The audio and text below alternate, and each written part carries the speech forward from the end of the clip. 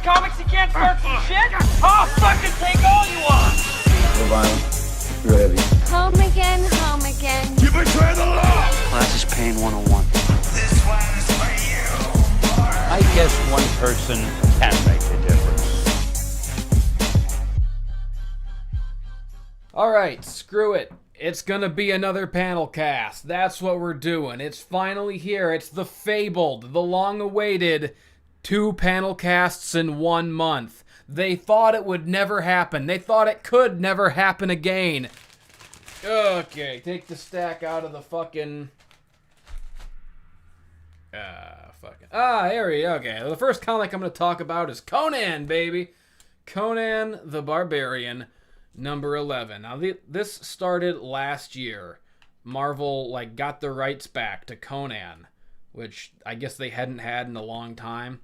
And they got the rights back, last year, and they just started, pumping out Conan books. And they started, putting them in, the Avengers. Conan is an Avenger now. Just, integrating him into the mainline Marvel universe. There's, 3 separate ongoing Conan books. Anyways, this is Conan number 11, and this is a pretty kick-ass issue. And this particular Conan series is being written by Jason Aaron. And I think what's going on here, it's honestly, I've been reading all of the Conan books since they've been coming out, but they're kind of hard to keep up with, what the story is, or what the ongoing story arc is, because there's fucking 3 of them, There's a bunch of separate Conan books going on concurrently with their own story arcs. So every time I pick one up, I'm, confused. I'm all right, which one is, this one is... which one is Conan the Barbarian and which one is Savage Sword of Conan? Which story is going on in which book and what's wrapped up yet? I think what's going on in this one is that all right, there was this chick called the Crimson Witch who Conan killed when he was young, and she had some children, some spooky twins or whatever. And they wanted to harvest his blood to resurrect a blood god. But the blood is more powerful if the person it's coming from has escaped death a bunch of times, been in really dangerous situations. So they've been stalking him his whole entire life, watching him, get into these adventures and these, sticky situations and just narrowly escape death, because every time that makes his blood more potent or whatever the fuck. So now, he's old Conan, he's a king, and they're it's your time now. Your blood is fucking succulent, dude. And they kill him.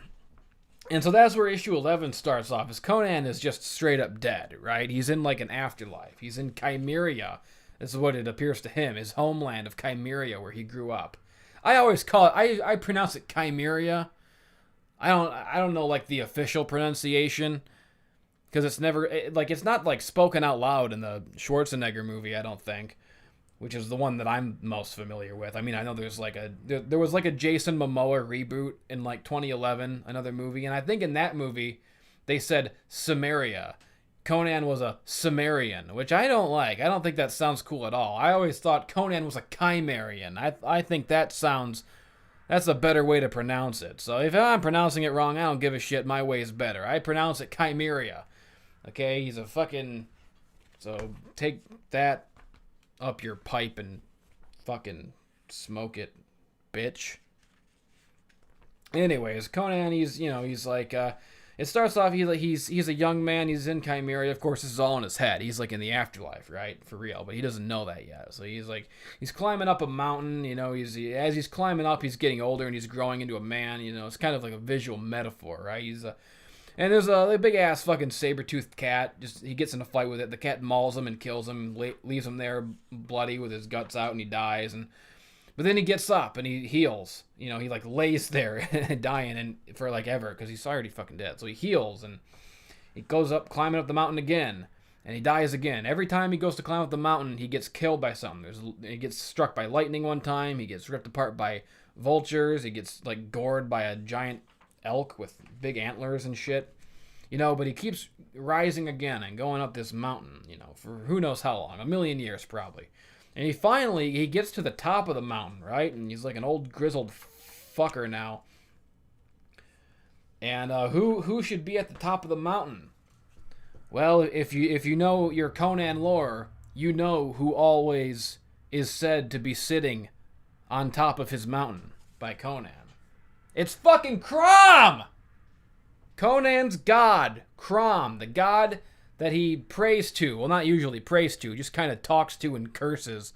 Because he's kind of bitter. He believes in Crom, but he doesn't believe that Crom does anything or helps anyone. He thinks Crom is just like a cruel, vicious bastard in the skies, sitting on his mountain. So if you read Conan books, he's always cursing Crom. Crom, you old, even in the movie, and there's that great classic scene in the movie where, Conan goes, Crom, I have never prayed to you before.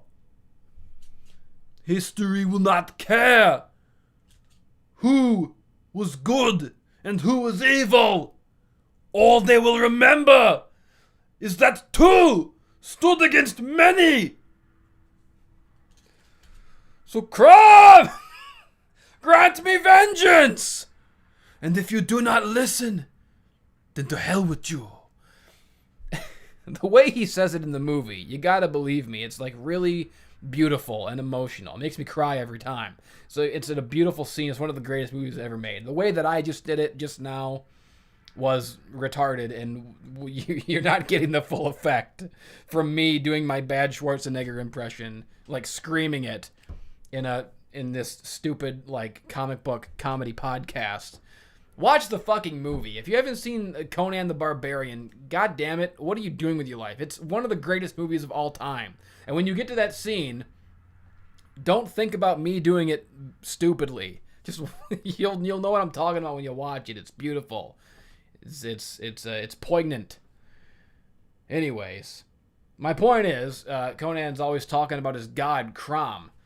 And in this one, I don't know if this has ever been done before. I don't know if we've ever seen Crom before in any other Conan books. I mean, I haven't read every fucking Conan novel and novella and comic ever published. That would be a Herculean feat.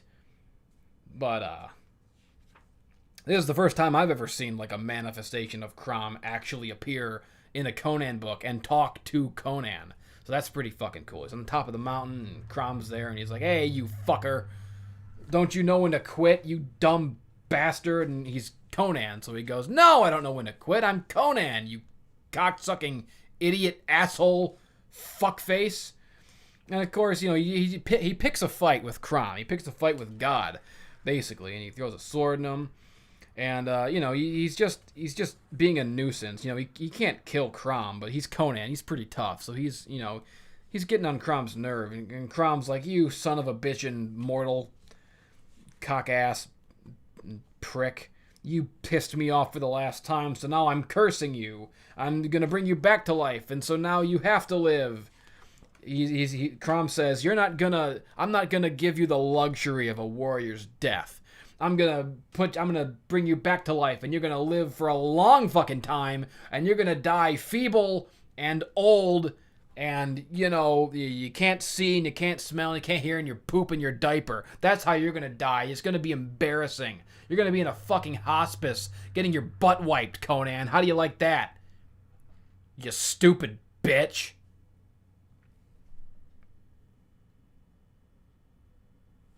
So Conan's like, crap, that sucks. You really got me there, Maybe it would have been better to die a warrior's death as an able-bodied man instead of a feeble geriatric when I'm 140. You really, you got me, Crom, you bastard.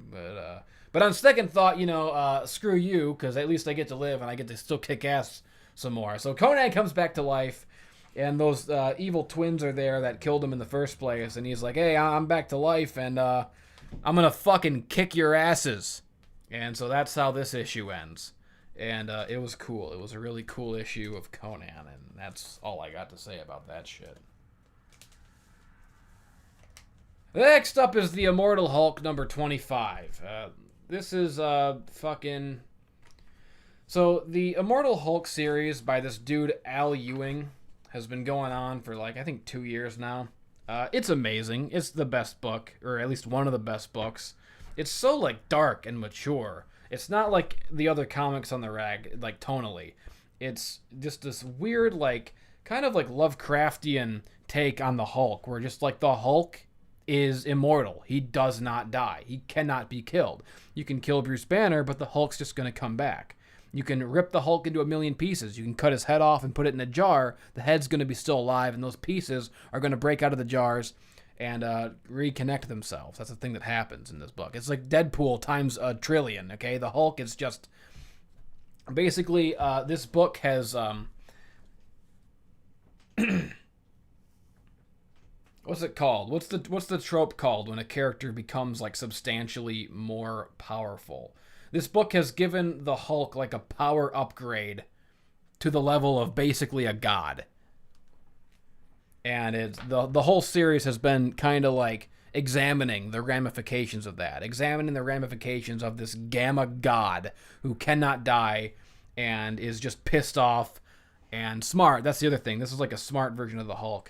And he's pissed off and he's smart and he's evil and he just wants to fuck shit up and like destroy shit. And his ultimate goals are kind of, you know, good.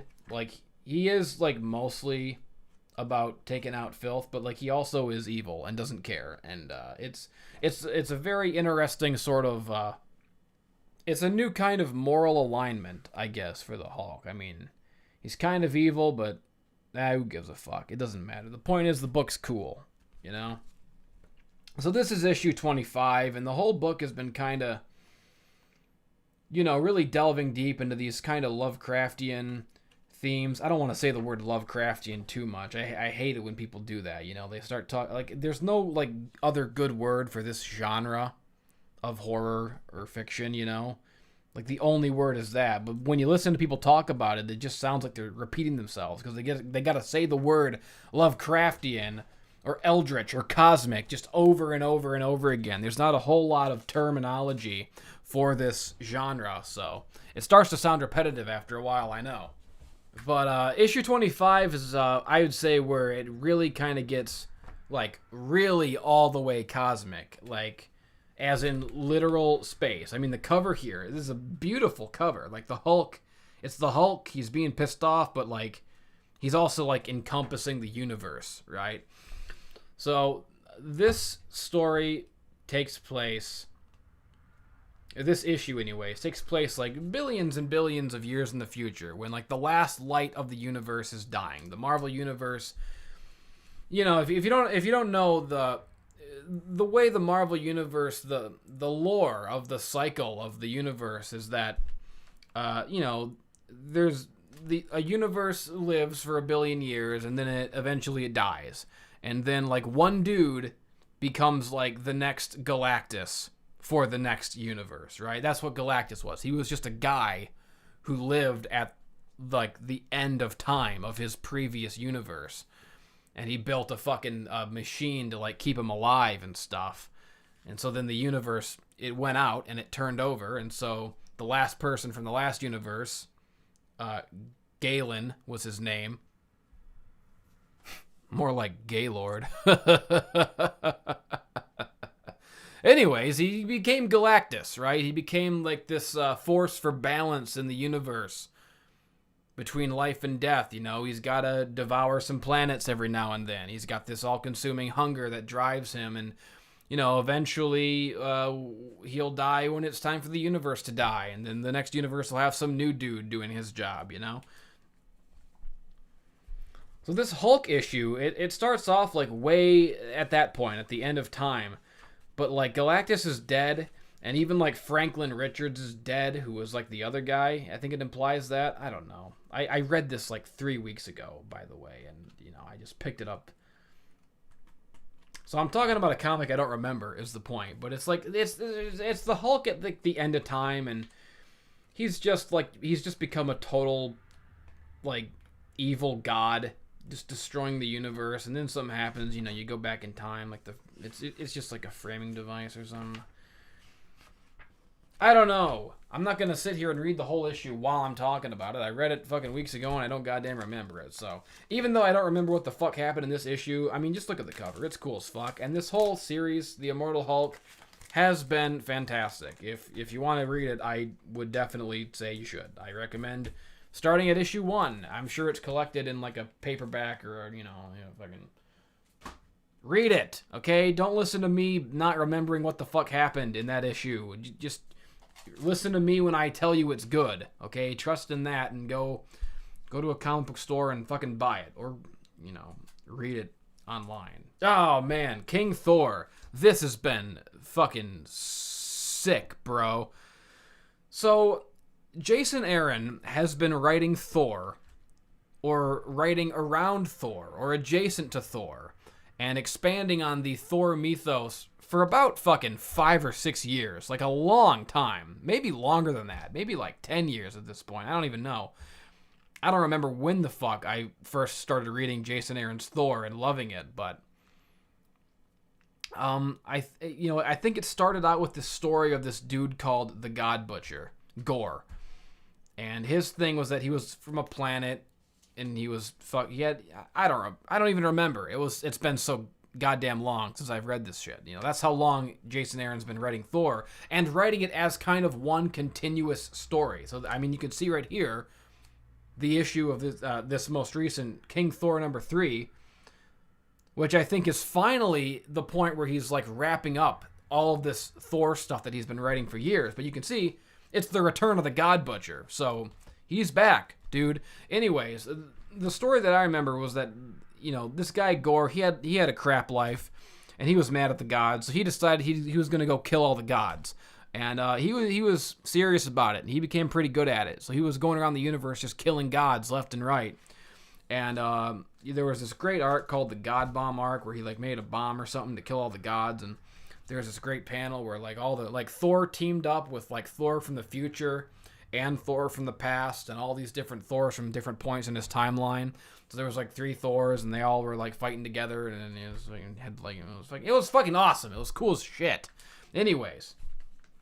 A lot of stuff happened in between. I mean, there was stuff with like Loki died and came back like 5 times. That's kind of what he does.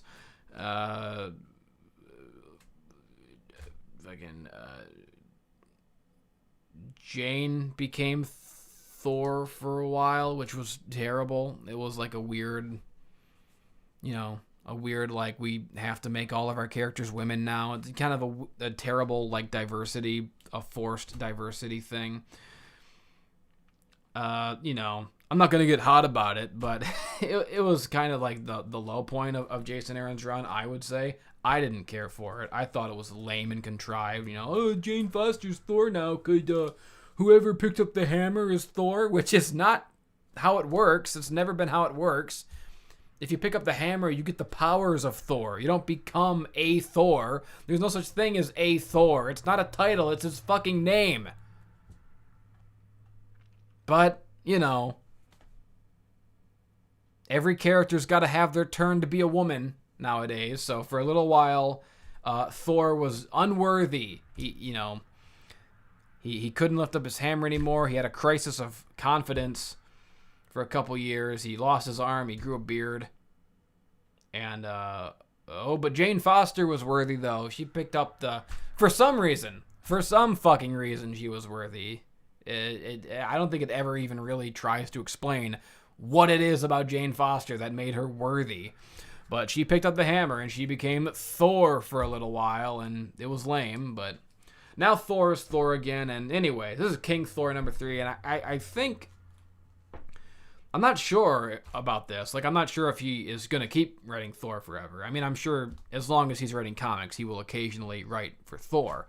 But I think this is meant to be sort of the climax of his whole, 10-year Thor journey.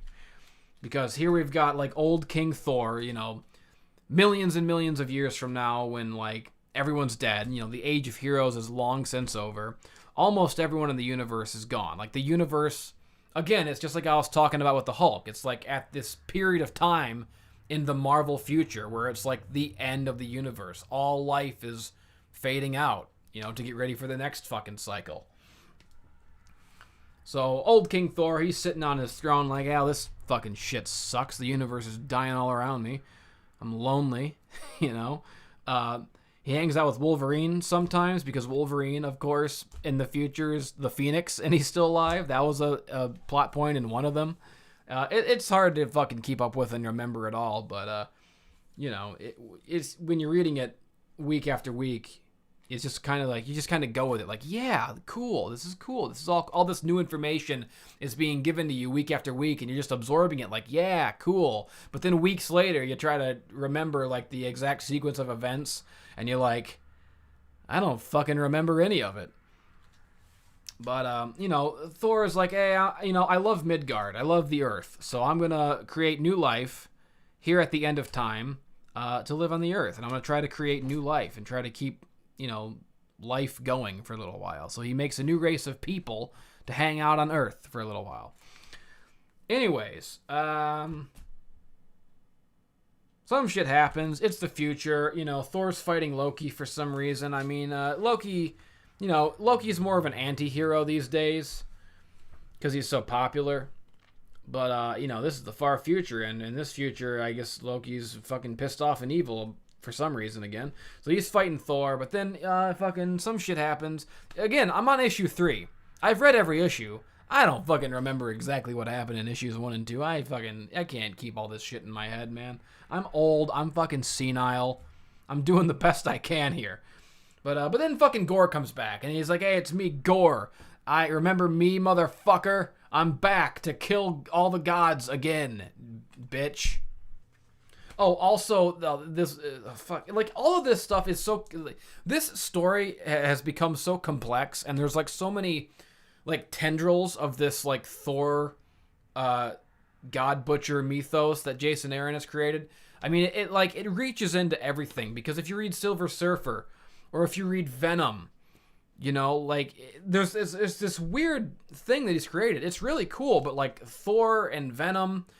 And Silver Surfer are all kind of the mythos of all those guys is kind of connected now because he's introduced this thing called All Black, the Necro Sword, which sounds pretty cool. It sounds like a fucking concept album by the Wu-Tang Clan. But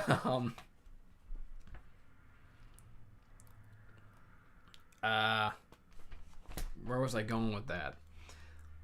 Oh, yeah, there's this guy, Null, who's, the god of the symbiotes, and, his sword is, the Necro Sword, and it's, this incredibly powerful, ancient, evil sword from the early days of the universe.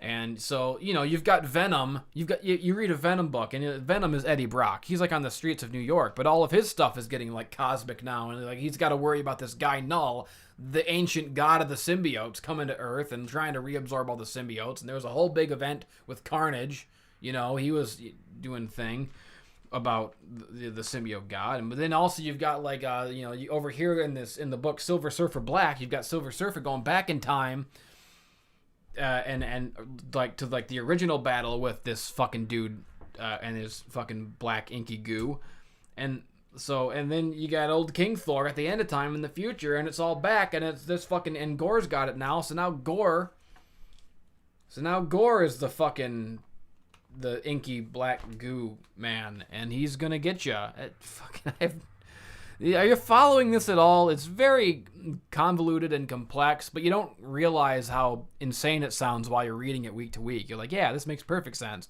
It's only when you sit down and try to explain it that you're like, wait a minute, what the fuck have I been reading all this time? What is going on? You need that room in the detective movies with the rubber bands on the board with all the connecting the lines and the strings, pieces of yarn from plot point to plot point. It's like that Pepe Sylvia scene in Always Sunny. It's like that. That's me trying to keep all this continuity in my head. Anyways, it's awesome is the point. The book is great. It's cool as fuck. And that was issue 3 I just read. I haven't read issue 4 yet. I don't think issue 4 is out yet. But read it. It's cool. Oh yeah, there's kind of the big twist in this book is that You know, Gore, they say, hey, Gore, you've been killing gods so long that you've become a god. You've become the king of god butchers. And Gore's like, what? Crap. Oh, crap, I suck. You know, so that's how they kind of get one over on him. But, you know, he's still kicking their ass, so it doesn't matter. All they really did is hurt his feelings a little bit, so. And, oh, crap, I'm a god now, too. That sucks. I guess I'm a hypocrite. Oh, well, I'm still going to kick your ass. Fuck you, bitch. It's fucking great. It was a great read. So how about that shit? Thor. King Thor. Joe Bob says, check it out.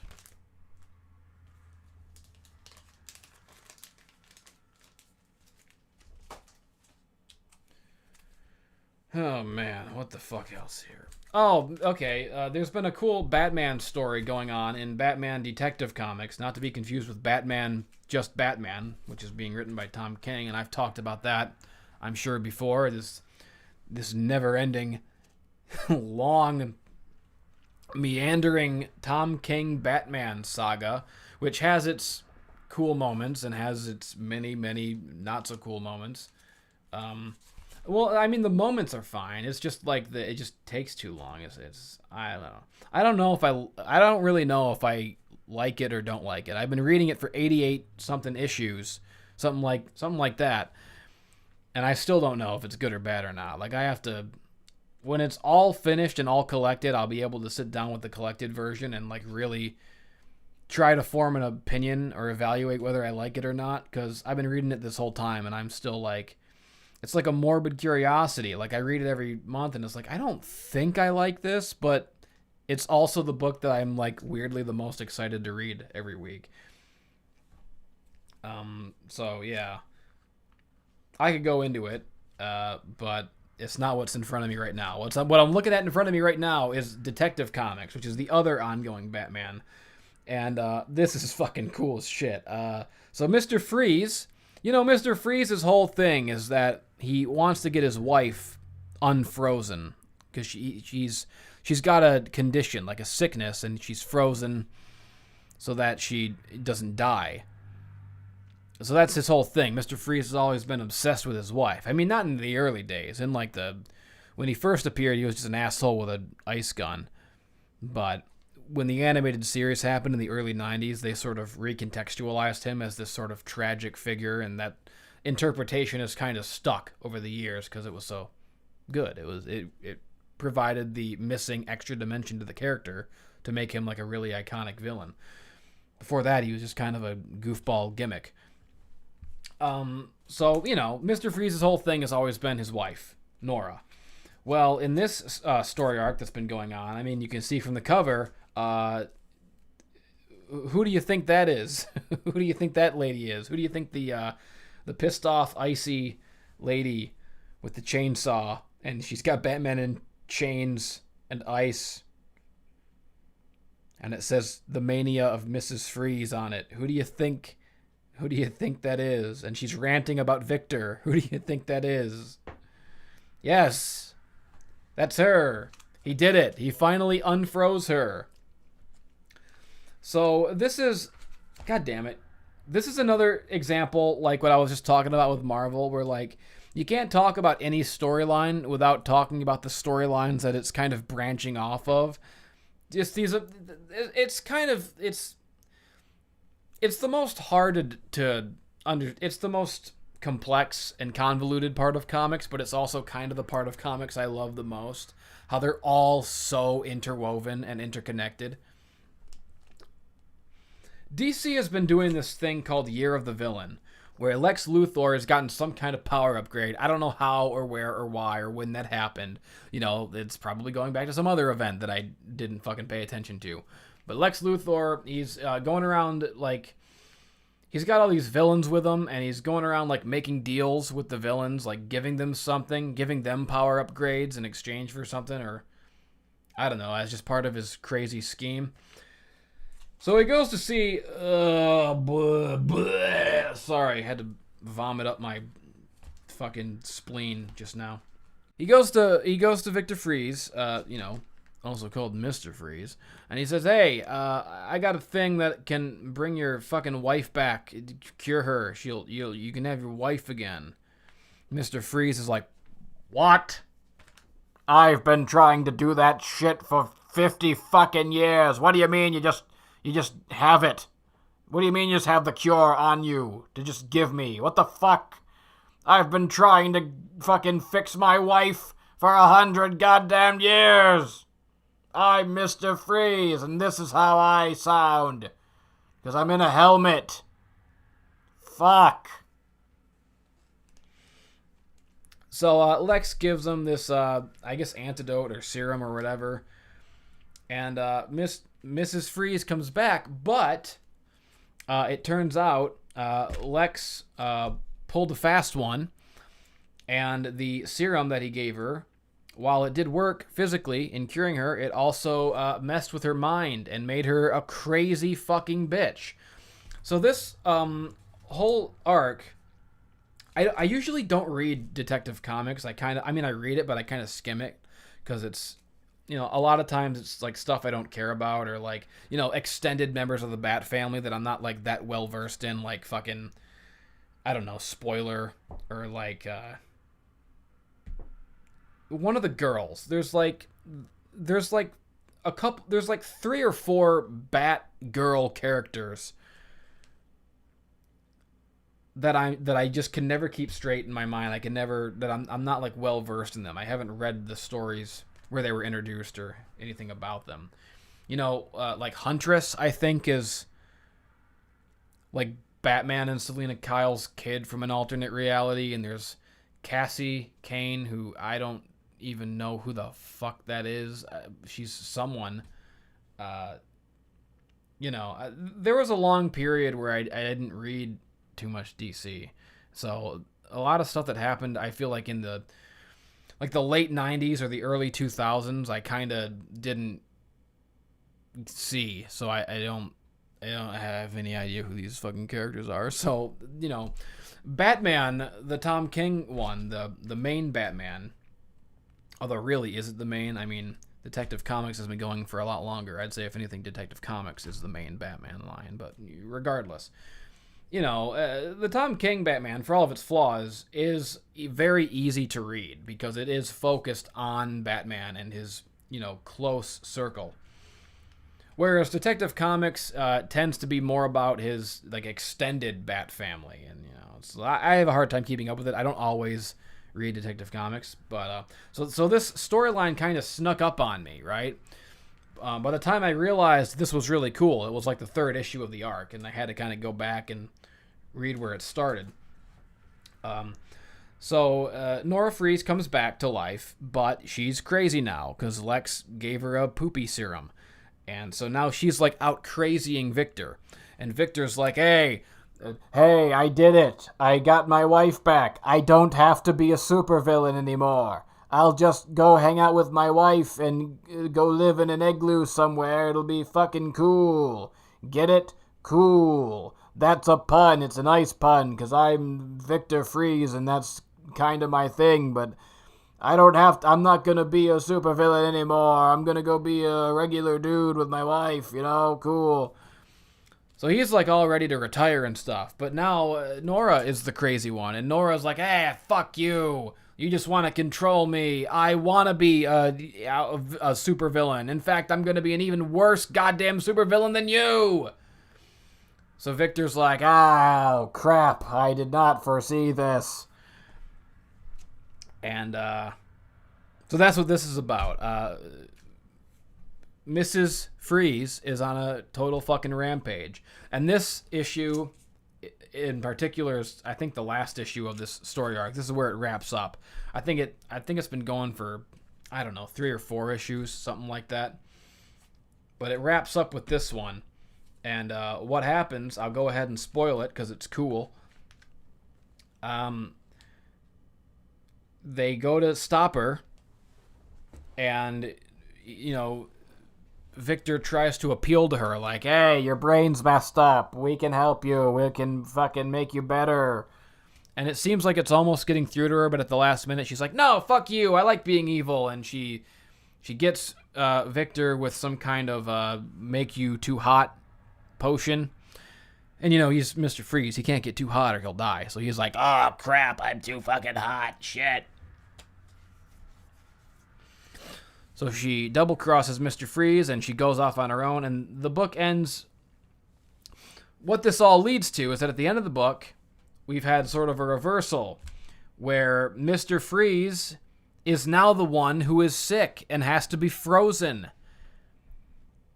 And he's frozen by Batman, and Batman is keeping him alive, but in a state of suspended animation. And Mrs. Freeze is now the one who's out there as a supervillain. So basically, they've just kind of switched roles. They've switched places, and Mrs. Freeze has now just kind of replaced Mr. Freeze. And I assume she'll be back. There'll be stories about her for a couple years, and until people get sick of her, and then it'll switch back, I'm sure.